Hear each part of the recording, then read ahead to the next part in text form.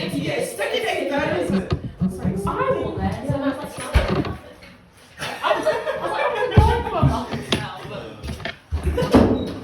Alright, we're ready. Guys, we'll crack into it. Thanks so much for being on time because, you're alright, mate. Thanks so much for being on time. It's a bit frustrating sometimes when we're all prepped for a topic and people are in later, so this one will take probably full half an hour too. So this topic's called Own Your Shit. Yay. Alright, own your shit. And sometimes I think that's all you need to think about. Just own it. And I kind of put this one together from a guy called Gary Vee. Gary Vee's he's pretty famous on the socials. If you don't, you should give him a little search. And I kind of had a lot of respect for Gary Vee because he would just be focused on he'll be focused on taking control and blaming yourself and taking accountability for things you do. And no one else is going to do it for you. No one's coming to save you. Okay? Burn the boats. Sorry. It's just the truth, Like if you don't do it, no one's going to help you do it. So ultimately life's about happiness. And I think if you're feeling like you're succeeding in some form, in some way, then you'll feel like you're accomplished. And if you feel like you're accomplished, then you probably feel a little bit happy, like you've got a bit of purpose and a bit of drive. And I think that solves a lot of issues for people. And that's the same reason I'm always trying to do new stuff. Like I reckon I played my first game of competitive tennis on the weekend, got smoked on the weekend. First one for 20 years, yeah? And it's because I'm always trying to do new things, so I keep myself excited about what I'm doing. And I'd love to say that I won, so I felt accomplished, but I didn't win, I got smoked. But at least work's not that bad, eh? When you get pumped in tennis, it makes work look kind of good. But if you win tennis and work is going shit, then you're like, oh, well, at least my tennis is going well, So it's good to have outside things that you do. Same reason I'm trying to work on renovating a house and stuff like that is you're improving things. So whether that's something you do mentally for yourself or physically, exercise, try and do things outside of work as well, because then if things aren't going as well at work, it's not going to feel that bad. I'm not going to get into a long version of my story today, but I think it's important to understand that being an owner, running a business, and now looking after an organization of businesses, it wasn't what I set out to do when I started this business, right? And sometimes people think, why would I want to be an owner? Why would I want to run a business? Why would I want to be a team leader, sales coach? All these kinds of things. Sometimes you can reverse the question and go, why not? Like, why would I not want to do that? What's the worst thing that can happen? You might learn some shit. So life gets dangerous when you're too comfortable. And it's important to think about these things. And the older I get, the more I think about living without regret. I bought a motorbike. I drove my motorbike to work most days. People say it's dangerous. My mum still hasn't forgiven me. Hello. Hello, mate. All good. And the older that I get, I just think about trying to live without regret, right? I just want to try and do things that are fun, take a few risks, and I'm not going to go be a base jump anytime soon, or climb the highest building in Dubai without a harness or something like that. But I think it's important to try and challenge yourself and take risks and do something. Yeah. So learn to be comfortable in uncomfortable situations, right? Challenges help us grow the most. So I've got 10 points for this topic, but I'm not starting this shit. Don't worry, this is my free intro. So, for me, without getting too deep, I think running a business is like that. For me, it's challenging. It's hard, running an organization, looking after people, supporting people, and feeling a little bit accomplished and satisfied, and like you have a bit of a place, you fit in and you're actually providing value is what makes me happy, what makes me feel purpose. And there's some monks that say you need to live in the present, right? Because the past, it's too late, it's been and gone, the future is not here yet, so you live and die today, okay? So are you going to be happy today? Because a lot of people go, I'll be happy when I have this car, I'll be happy when I have this partner, I'll be happy when I'm married, I'll be happy when I'm living in this house, I'll be happy when I move out, I'll be happy when I have this degree, I'll be happy when I'm this old, I'll be happy when I have kids. And they have milestones in their mind that think it's going to make them happier. The truth is, however you are today is how you'll be when you achieve that milestone anyway. So if you're happy today and you're making more money and you're still happy, then you're going to be the same. But if you're not happy today and you're making more money, you're going to be not happy when you're making more money anyway. It's the same. So I think it's important to understand there's a lot of people just pick the safe option and they don't think about that. And I don't know, you guys, anyone was here into that kind of stuff with months or not the monks that smoke crack, or I think there's some monks that got. Do you guys see that story? Some monks got busted, like they took them out of a temple of smoking meth. Oh, okay. Not those ones, anyway. Took away from my point a little bit. It's all good. First point. Anyway, going back to that. Live in the present. Okay, live in the present, and try and choose to be happy, man. Like sometimes I wake up in the morning and I feel a little bit digged out. Like sometimes I'm like, if I need my coffee just to get me to zero because I'm on a -2. Yeah. So then I have another coffee and then I'm good. Sometimes I drink coffee and it gets me to a great state. But sometimes I wake up and I'm either tired or grumpy or whatever the reason, and having a coffee gets me to normal. It doesn't get me above normal, so then I might even need two, you know. So it's a choice, right? You've got to sort yourself out sometimes. You need to wake up earlier or be more prepared or get more sleep, or maybe go for an exercise in the morning so you wake up better, or have a cold shower, whatever it takes, right? So question is, why do you reckon we often pick safe options in terms of career and life? Why do we pick safe options? Who taught us to think? Mom. Yeah, mum and dad, right? And why do you think parents are trying to keep you safe? Because it's their job. Looking after. You know, I'm a parent, I want to keep my kids safe. And it's completely normal. And I often say to people especially when they're like 18, 19, 20, if they've applied for work, is anyone like under 20? So you look pretty fresh face, mate, no offense. Hens, yeah, 19. Yeah, just 19. 20.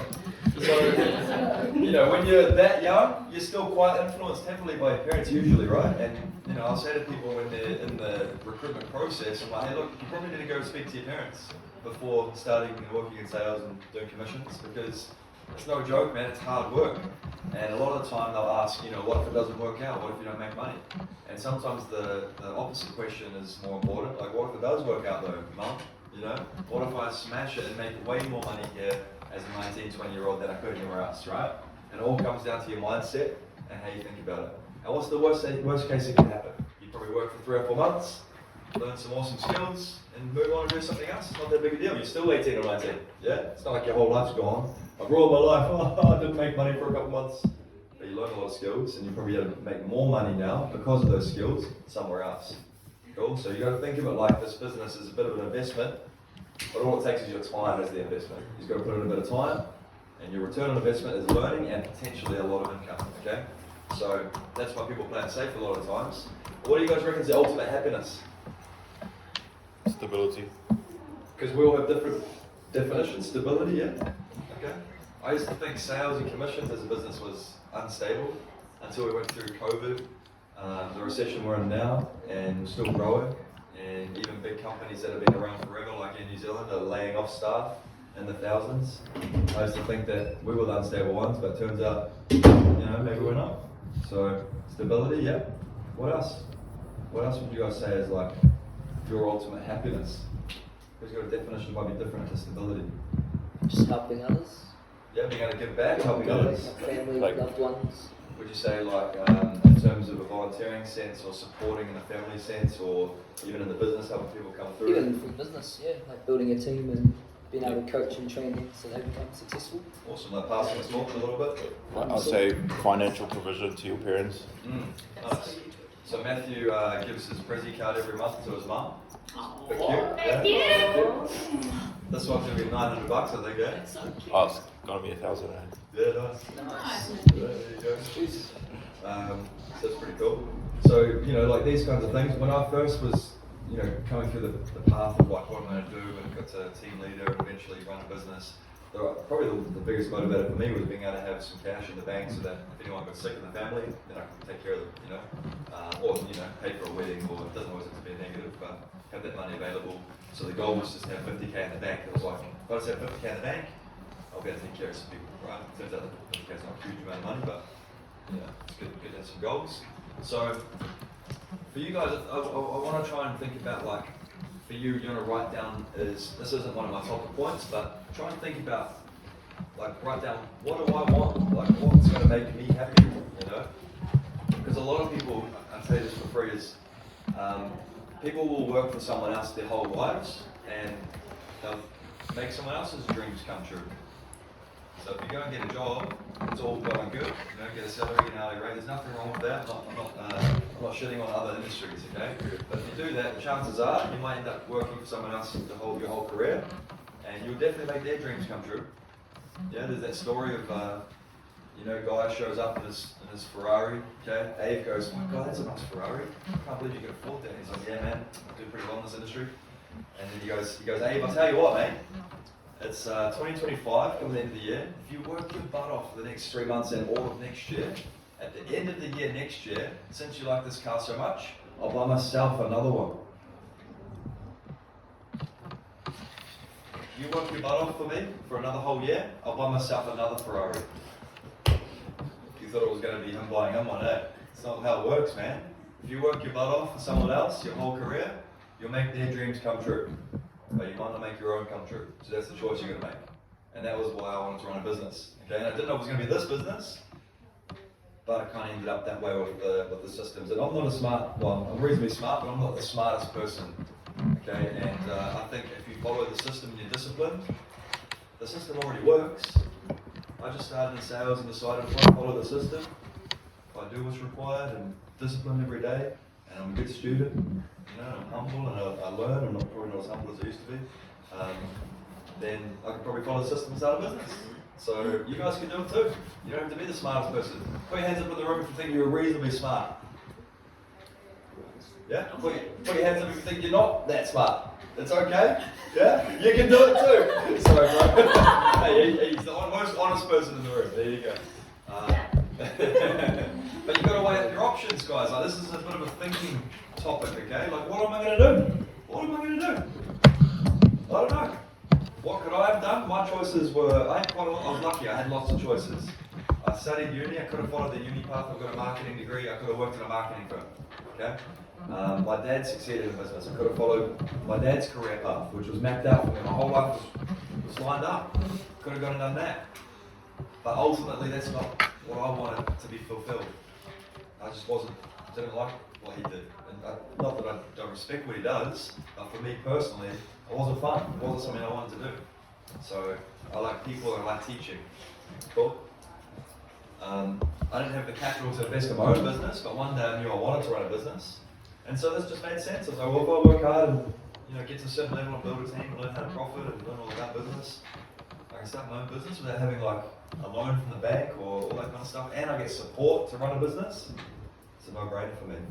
How many businesses do you guys see succeed or fail over the first 5 years of opening a company, especially in New Zealand, especially with the economy right now? How many mates have you got trying to start clothing brands? It's not always what it's cracked up to be. Cool? So, no disrespect to anyone who's got a clothing brand. Okay. 10 points for you guys that need to be, I think you need to consider where you want to be by the end of the year, alright? We don't have that much time left. You want to fair boss yourself, have a bit of urgency. So number one is be organised. A lot of people do road trips back to back. We've got big hours in the field, and if you're organised enough, you're properly organised. Like I'm talking, your gym schedule, if you're fitness, I'm talking your social schedule, like catching up with friends and family. I'm talking like your food, your diet. Don't just go on roadie and eat out every night, try and cook and actually be organised, because otherwise you end up not having your, if you've got goals for health, you're probably not going to have your goals of eating out or get takeaways every night. So think about those things, okay? The field hours, in terms of your organisation, make sure you're organised and you're up early and you're on time for those road trip calls and you're out the door straight away. I think a lot of people go like, most of our sales are after 3 or 4 anyway, so I'll just extra mile and work till 8. Like, yeah, but you don't have to do that. Like, start earlier or finish earlier. Have a bit more urgency at the start of the day. Doesn't have to be busy to do sales. So be organised with the hours. Think macro, not micro. Think about the bigger picture. The bigger you can think, we're on a topic, so I'm trying to think big all the time, because us Kiwis things and having a ceiling sometimes, or having limiting beliefs. But the bigger you can think, the less of a big deal those little niggles are going to feel like day to day. I don't know if anyone's like me, but I hate the wind, man. I couldn't live on Wellington. It makes me feel agitated and kind of winds me up and pisses me off, yeah? So I'm still dirty about my loss in tennis on the weekend. With you. But looking at the big picture, it's just one game. It's a whole season ahead of me. It's just one game. Do you reckon I'll probably get better across the season? Yeah, so it's a big deal. Gotta move on. Okay? There's little things when you're out in the field, when it's rainy, or maybe you're with the side partner that kind of pissed you off a little bit last time we worked together. Or maybe they stole a sale, or something happened, or maybe you're not necessarily working with the person you really want to work with. Maybe you're not at the site you really want to be at. Or maybe the train's a little bit different to what it normally would be, or it's a little bit quiet, or whatever it is. Think about the bigger picture, not those little things that will niggle you, okay? Those things aren't going to matter when you're hitting your goals and you've got 7 or 8 people on your team, maybe $1,500 a week. You're not going to be that worried by a little bit of rain, okay? Nick wasn't worried about a little bit of rain when he was sitting in Bali at the beach club drinking mojitos, and his team was in the TV the following week. Number 3 is initiative. So just make